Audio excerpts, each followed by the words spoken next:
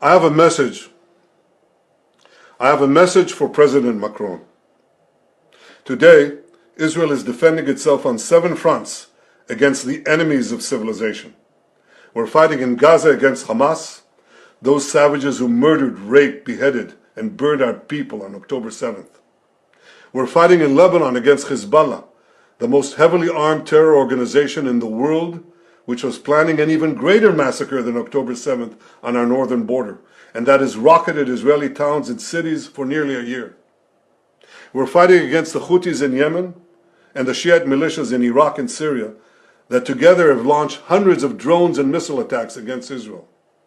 We're fighting against terrorists in Judea and Samaria who are trying to murder civilians in the heart of our cities.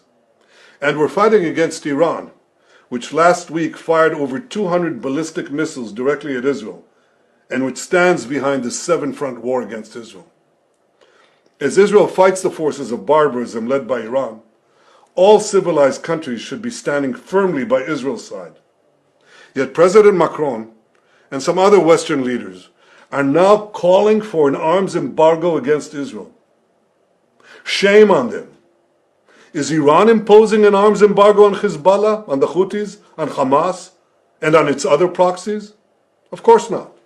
The axis of terror stands together. But countries who supposedly oppose this terror axis call for an arms embargo on Israel. What a disgrace. Well, let me tell you this. Israel will win with or without their support.